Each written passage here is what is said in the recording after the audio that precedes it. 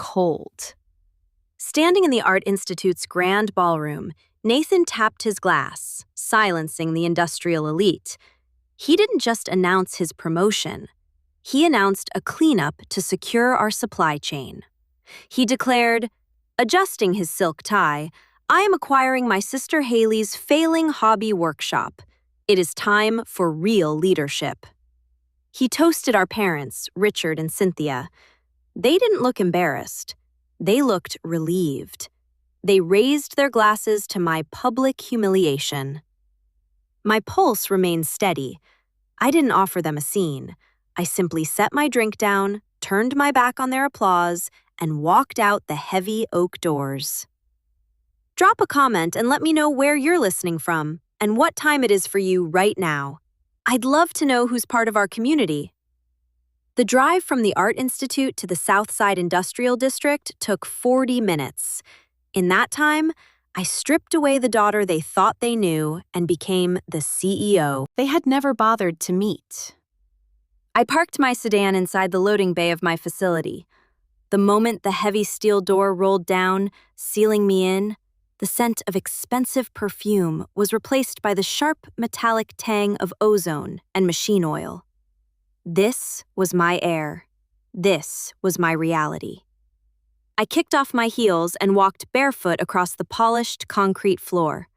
The cold seeped into my skin, grounding me around me.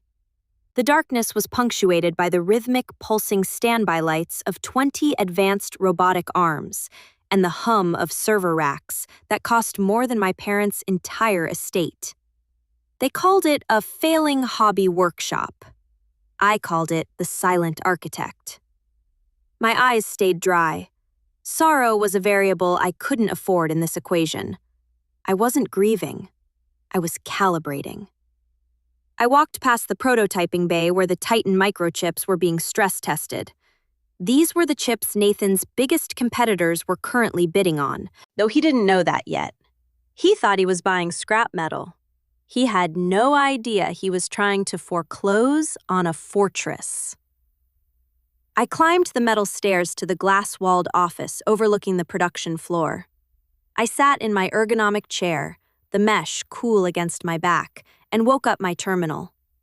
3 monitors flared to life, cascading streams of data, logistics, and valuations.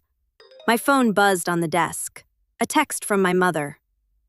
We're doing this for your own good, Haley. Don't make a scene tomorrow. I didn't reply. I didn't block her. I needed that line open for the morning. Instead, I opened a secure file named Protocol 0. I had created it 3 years ago, the day Nathan stole my first design sketches. Back then, I was too weak to fight. I had told myself I was waiting for the right moment. I realized now I had been waiting for them to force my hand. Tonight, they hadn't just forced it, they had shattered the lock. I began compiling the dossier, valuation reports from 3 independent auditors, $120 million, patent registrations, and the client list, a list that included the 3 companies currently trying to put my father's logistics firm out of business. I looked at the time, midnight. The acquisition meeting was set for 9 in the morning. They expected to walk in, hand me a check for pennies, and pat me on the head. They expected a messy, cluttered garage. I picked up the internal phone and dialed the night shift supervisor. Clear the main floor, I said, my voice steady. Set up the conference table in the center of the production bay. Polish everything. I want the machines running at idle but silent. And print the valuation packets, all 12 copies. Is there a problem, boss? He asked, hearing the edge in my tone. No, I said. We're just having an inspection. Make sure the Titan prototypes are visible. I hung up. This wasn't a breakdown. It was a structural realignment. They wanted to take over my company. Fine. I would show them exactly what they were trying to buy. And then I would show them the price tag. The night was long, but it wasn't lonely. The hum of the cooling fans was my company. As I collated the valuation reports, my mind drifted back, unbidden, to the years of silence that had led to this moment. It hadn't started with malice, it had started with indifference.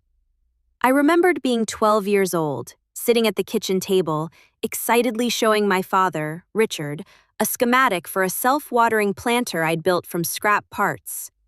He hadn't even looked up from his quarterly report. "That's nice, Haley," he'd said, his voice flat. "But toys won't get you into Wharton. Look at your brother. He's studying market trends." Toys? That word had stuck in my throat like a shard of glass. My inventions were always toys. Nathan's regurgitated textbook theories were genius. I looked down at my hands. They were scarred. There was a thin white line across my left palm from a soldering iron slip when I was 19. My knuckles were rough from years of wrenching bolts. I thought of Nathan's hands, soft, manicured, smelling of expensive lotion. He knew how to shake hands. I knew how to build the world he shook hands in. For 15 years, I had accepted their narrative. I was the dropout, the failure, the one who tinkered in a garage while the real adults did business. But I hadn't been hiding because I was ashamed. I had been hiding because I was building.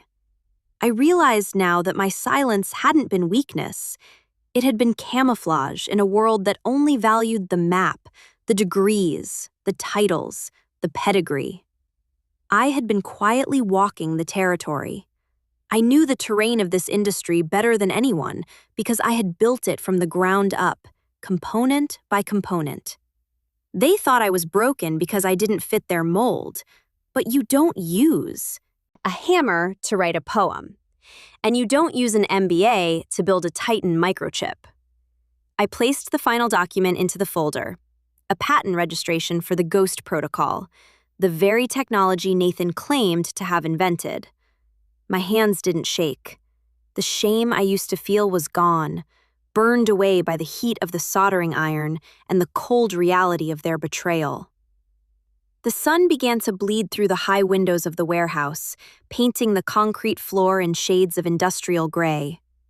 It was time. I went to the employee locker room and changed. I didn't put on a power suit. I put on a clean pair of coveralls, dark blue, with my name embroidered on the chest. And underneath, I wore my steel-toed boots. Let them come. Let them see the grease. Let them see the failure.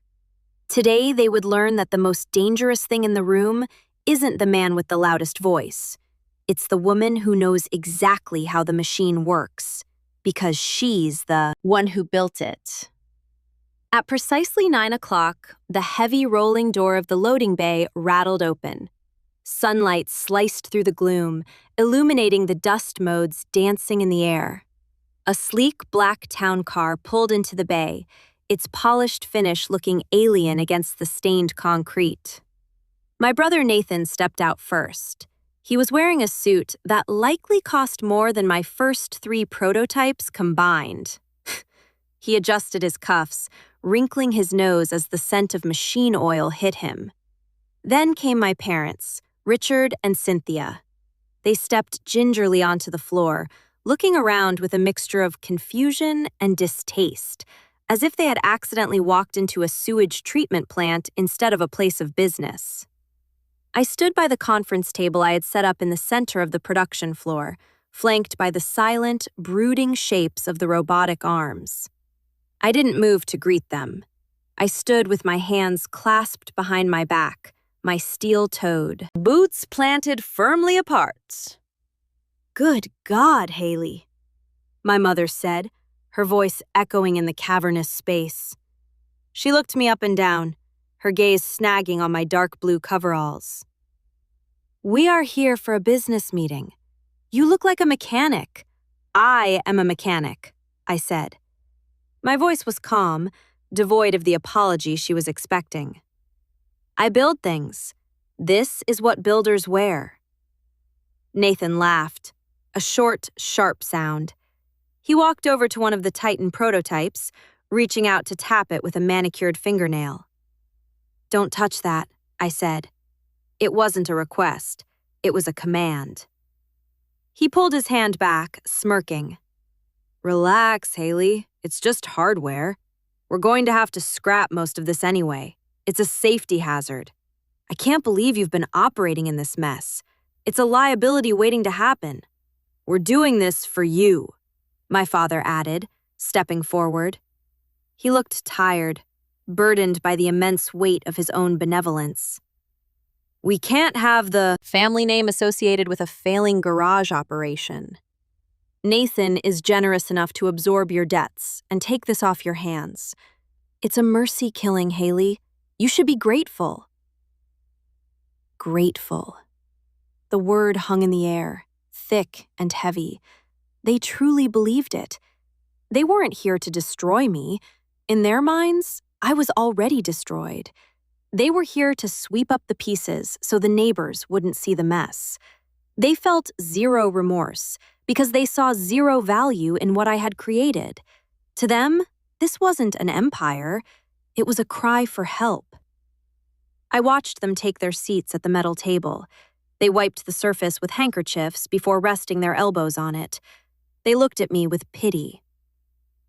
Sit down, Haley, Nathan said, sliding a thin leather folder across the table. Let's get this over with. I have a lunch reservation at noon. I pulled out the chair at the head of the table. The metal legs scraped loudly against the concrete, screech that made my mother wheeze. I sat down. I didn't open the folder he had given me. I placed my hand on top of it, feeling the thinness of the document inside. It was a contract for pennies.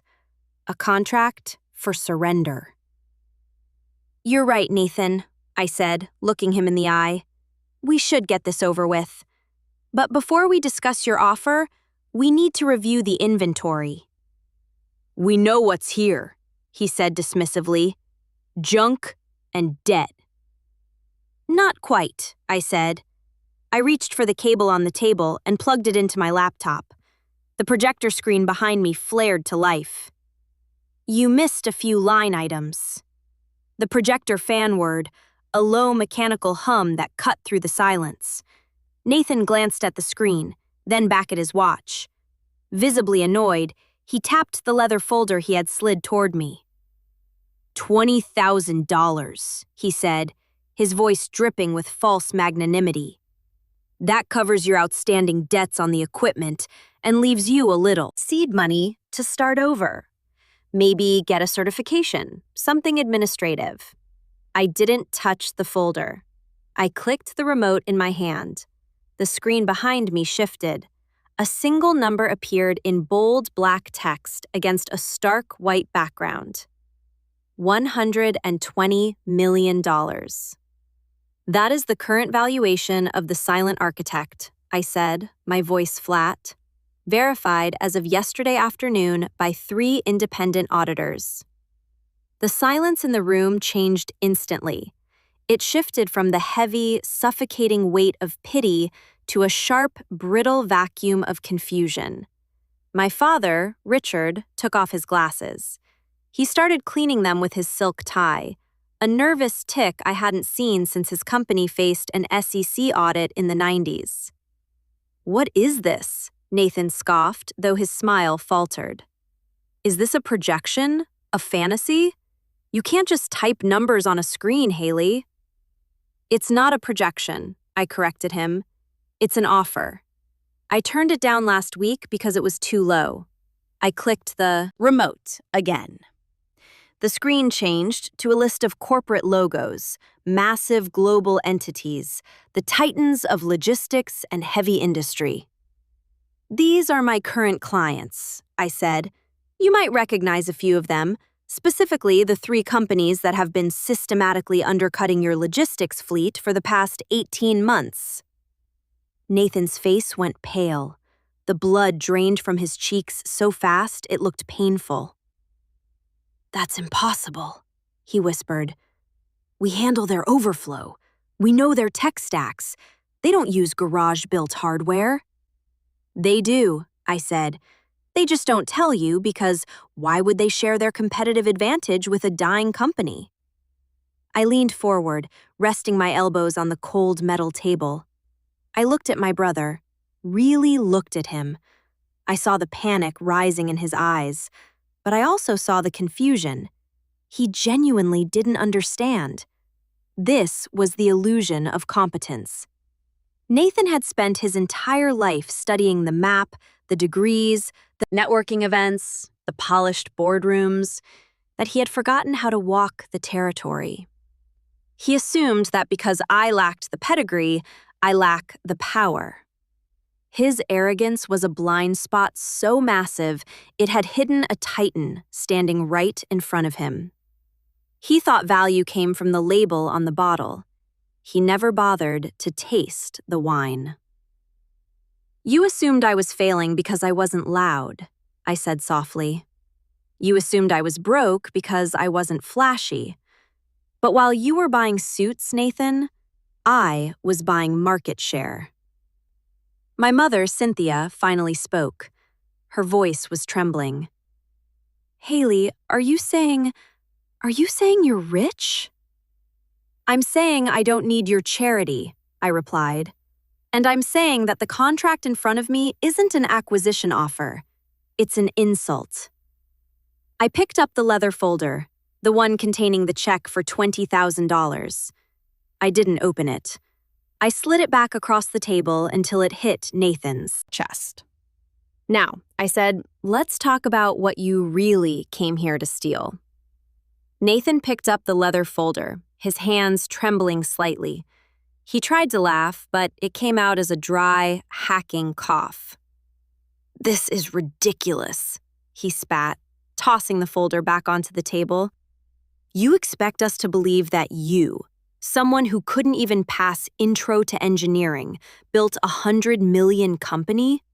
You probably hired some cheap freelancers to build this back end. It's derivative. It's unoriginal." "Derivative?" I asked, my voice dangerously soft. "That's an interesting word choice, Nathan, because it brings us to the second part of my presentation." I tapped a key on my laptop. The screen changed again. This time, it displayed a complex 3D schematic of a high-efficiency robotic joint. It was labeled the Ghost Actuator. "Recognize this?" I asked. Nathan froze. Of course he recognized it. It was the flagship product of his logistics division, the breakthrough innovation that had earned him his promotion to COO last month. The industry had hailed it as a stroke of genius. "That's my design," he stammered, sweat beading on his forehead. "That's the Ghost. We patented that last year." "You filed for a patent last year," I corrected. "But you didn't design it." I clicked the remote. The screen split.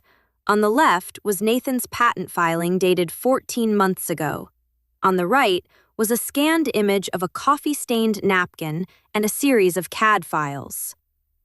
"These are the original schematics," I said, dated 3 years ago. "The metadata on the files is encrypted and unalterable. And if you look closely at the scan of the napkin, you can see the date stamp from the coffee shop down the street from my old apartment." I walked around the table, stopping right behind his chair. I leaned down, whispering into his ear. "You didn't invent the Ghost, Nathan. You found the early sketches in my recycling bin the day you came to check on me 3 years ago. You thought it was trash. You thought I was just doodling. You didn't realize you were stealing the rough draft of an industry standard." "Lies!" Nathan shouted, standing up so abruptly his chair toppled over. "She's lying. I built that team. I led development." "You led nothing," I said, stepping back. "You reverse-engineered a discarded prototype, and you did a poor job of it. Your version overheats after 48 hours of continuous use. Mine doesn't." I looked at my father. Richard was staring at the screen, his face gray. He knew engineering. He could see the dates. He could see the progression from my rough sketches to the finalized CAD files that predated Nathan's work by 2 full years. "You stole from her?" Richard whispered, his voice. "The innovation that saved our quarterly earnings. You stole it from your sister. I didn't steal it, Nathan yelled, his composure shattering completely. She threw it away. It was garbage. I made it worth something. It wasn't garbage, I said coldly. It was version 1. I'm currently on version 5. And by filing that patent, Nathan, you didn't just commit fraud. You committed corporate espionage against the competitor who has the resources to bury you. I pointed to the screen. I have the audit logs. I have the metadata, and I have the best IP lawyers in Chicago on retainer. This isn't a family dispute anymore, Nathan. It's a crime scene. Nathan collapsed back into his chair, the fight draining out of him as the weight of the evidence settled. The room was silent except for the low hum of machinery, a constant reminder of the industry he had tried to steal but failed to understand. So here is how this ends, I said, my voice cutting through the quiet. I tapped the remote one final time. The screen changed to a formal legal document. This is a hostile acquisition offer. The Silent Architect is acquiring your logistics division. My board approved it unanimously last night. We're not buying you out because we need your help. We're buying you out because your division is the weak link in my supply chain, and I'm tired of fixing your mistakes. Nathan stared at the screen, his mouth slightly open. You can't do that, he whispered. You can't just take it. I can, I said, and I have 2 options for you. Option 1, you resign immediately. We frame it as a strategic pivot to pursue other interests. You walk away with a severance package and your dignity intact, though I advise you stay out of robotics. I leaned closer. Option 2, I release the audit logs. I filed the IP theft lawsuit. I destroy your reputation so thoroughly that you won't be able to get a job managing a vending machine, let alone a logistics company. And I drag the family name through a very public, very messy legal battle. I looked at my parents. What will it be? My father, Richard, looked from the screen to his son, then finally at me. For the first time in my life, I saw respect in his eyes. Not love, perhaps that ship had sailed, but fear and respect. He realized he was no longer looking at his disappointing daughter. He was looking at a titan. Take the deal, Nathan, Richard said quietly.